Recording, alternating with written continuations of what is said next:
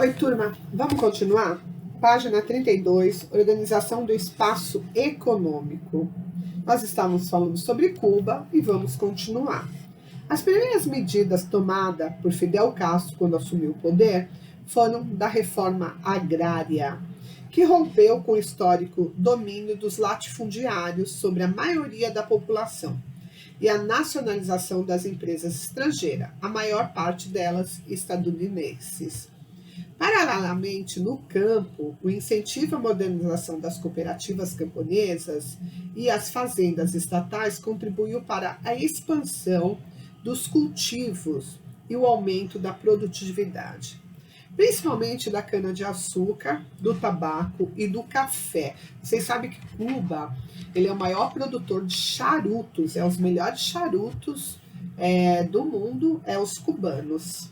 Com o fim da Guerra Fria e o ingresso de quase todos os países socialistas da economia de mercado, Cuba passou a enfrentar uma grave crise econômica. Após a Revolução, a ilha deixou de fazer parte do mercado internacional. Seu isolamento foi agravado ainda pelo embargo econômico imposto pelos Estados Unidos em 1962, para pressionar outros países a fazer o mesmo. Os Estados Unidos previram sanções às empresas estrangeiras que mantivessem negócio com Cuba, o que impactou gravemente a economia cubana. Quer dizer, se você continuasse fazendo negócios com Cuba, os Estados Unidos iria te punir. Desde 2004, a estratégia principal de Cuba para enfrentar as dificuldades tem sido investir na especialização de seus principais produtos de exportação, como o açúcar, o níquel e o tabaco, visando aumentar sua competitividade no mercado internacional, porque aí eles tentam melhorar a qualidade, e a qualidade deles sendo uma qualidade muito boa, eles conseguem uma competitividade maior. Em 2007, Raul Castro, que substituiu seu irmão Fidel Castro no poder, anunciou medidas econômicas para elevar a produtividade e atrair investimentos estrangeiros. Em 2018, Miguel Díaz-Canel assumiu o poder, começando uma reforma constitucional, aprovada em 24 de fevereiro de 2019. Vocês veem que é recente, foi o ano passado isso. O Canadá tem sido um valioso parceiro comercial de Cuba, além de contribuir para o turismo cubano, enviando milhares de turistas que levam divisas ao país caribenho, com a reaproximação diplomática entre Cuba e os Estados Unidos em 2015. 2015, Cuba começa a ter um relacionamento melhor com os Estados Unidos. Isso acaba ajudando Cuba também. O embargo foi amenizado, mas as relações deterioraram novamente no início do governo de Donald Trump, em 2017. A ONU criticou a posição dos Estados Unidos e, por meio de uma resolução, pediu o fim do bloqueio. Entretanto, essa resolução tem encontrado bastante resistência no Congresso estadunidense, que é o único capaz de suspender o embargo comercial. Na realidade, Donald Trump ele tem umas ideias muito dele, né, que são aquelas ideias nacionalistas, que na realidade ele pensa assim: o meu país tem que crescer, o restante não importa. Se o meu está bem, o dos outros. E vocês sabem que os Estados Unidos é uma grande potência e ele tem um poder mundial muito grande, então fica muito difícil. Aí foi onde Cuba, até os dias de hoje, ele era socialista. Hoje ele não é mais tão socialista assim, porque eles perceberam que o povo passa muita necessidade lá. Para vocês terem ideia, lá você não encontra caneta Bic, porque elas são importadas. Caneta Bic, eles têm privação até de papel higiênico. Eu tinha um amigo do meu cunhado, que a filha dele estudava medicina em Cuba. E ele mandava daqui caneta, chinela havaiana, papel higiênico, tudo para ela. Todo mês ele mandava, porque lá não tem. E se você for visitar Cuba, lá é assim: o turista ele paga um valor no dólar. E os cubanos que moram em Cuba é outro valor. Então tem uma exploração com os turistas que vão para Cuba. E lá eu tenho uma amiga que ela levou muita caneta, chinelo, levou biscoito, até bolacha recheada ela levou para os estudantes de Cuba, que ela foi visitar algumas faculdades e tudo, e ela levou para eles, para você ver como que lá em Cuba, a situação que eles vivem. Por isso que nos Jogos Olímpicos, quando foi no Brasil, tiveram a oportunidade de alguns jogadores que eram cubanos pedir exílio no Brasil, porque eles queriam sair de lá. E para eles saírem de lá só pedindo asilo em outro país. E o Brasil acolheu alguns cubanos naquele período. Lá, além da agricultura de subsistência, a América Central Insular apresenta atividades agrícolas voltadas ao mercado externo. Como o comércio interno de alimentos é afetado pelas políticas de exportação dos produtos agrícolas. Como que isso acontece? Discuta a questão com o professor e os colegas. Escreva um texto sobre essa relação entre a oferta de alimentos no mercado interno e a produção que visa ao mercado externo. Dá uma pesquisadinha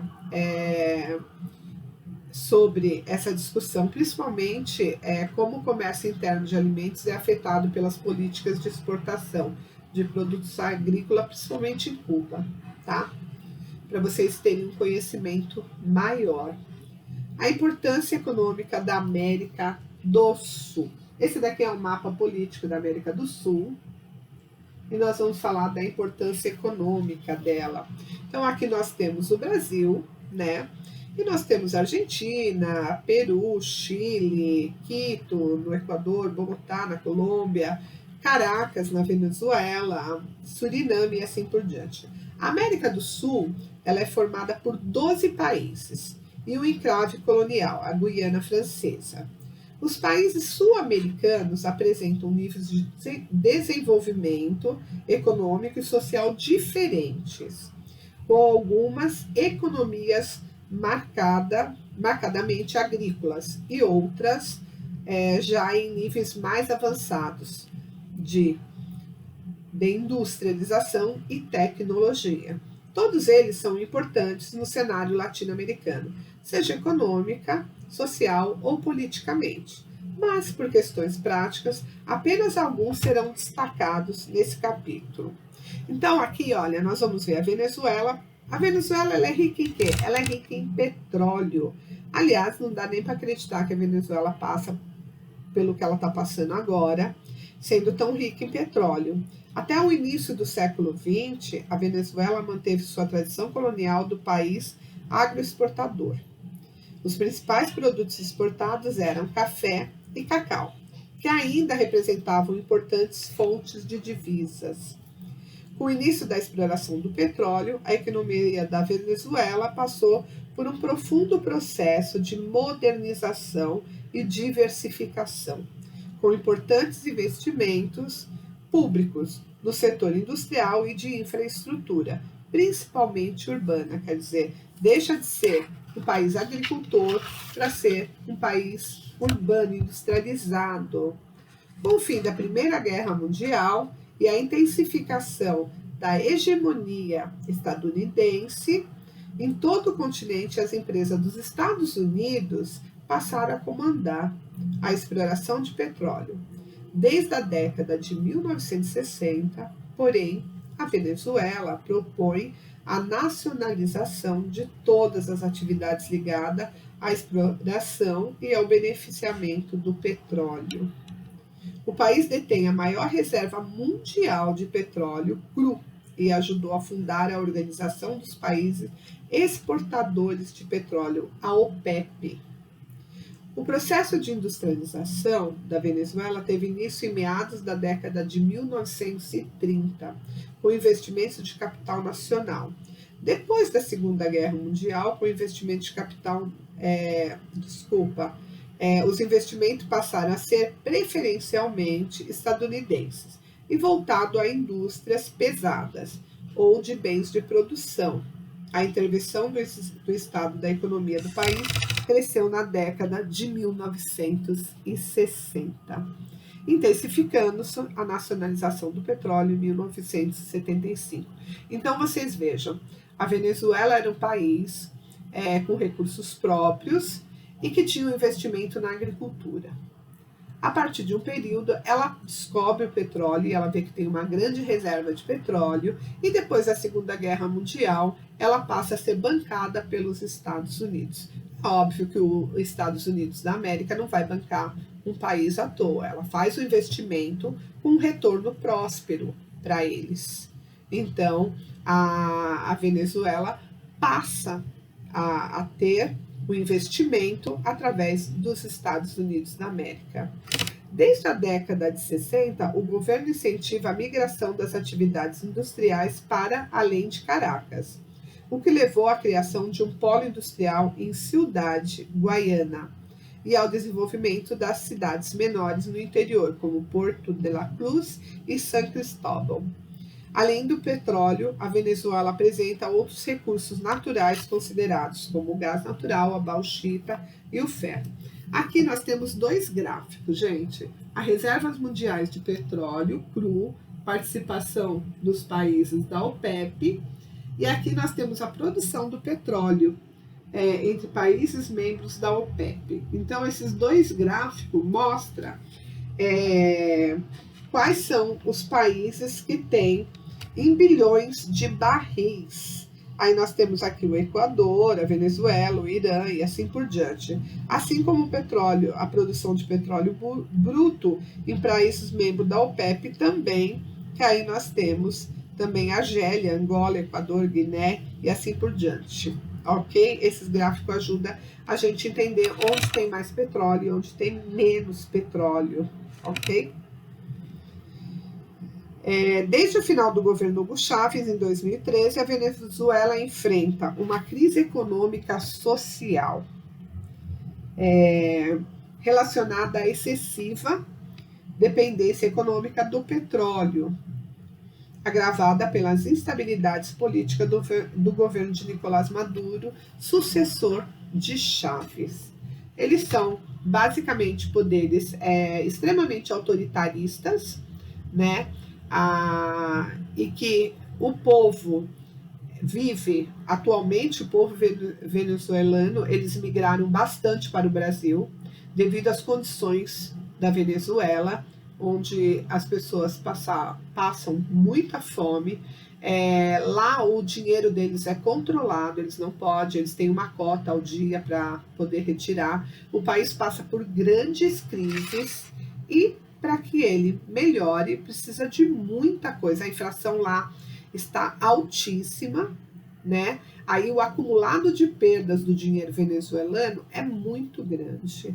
E aí, para eles comprarem qualquer mercadoria ou qualquer coisa, eles precisam de muito dinheiro, porque a inflação lá tomou conta, chegando a 1.300%. Então, é muito difícil viver num país desse, né? O poder de compra das pessoas é perdido, as pessoas perdem seu poder de compra, e 61% das famílias venezuelanas viviam em situação de extrema pobreza. Gente, quando eu falo de extrema pobreza, é extrema pobreza mesmo. Para vocês terem uma ideia, eles chegaram ao ponto de catar carne estragada em lixos para poder fazer a sua família comer. Então, para ver a intensidade da situação do povo venezuelano. Não foi fácil e não está sendo fácil. Aqui no Brasil, nós recebemos muitas pessoas desse povo. A fronteira foi fechada por causa da pandemia, mas até então estava se recebendo muita gente. E essas pessoas eram distribuídas entre os estados brasileiros. ok? Então, a gente termina aqui na página 35. Na próxima aula, a gente continua, ok? Tchau, fiquem com Deus, fiquem em casa, ok? Tchau, tô com saudade.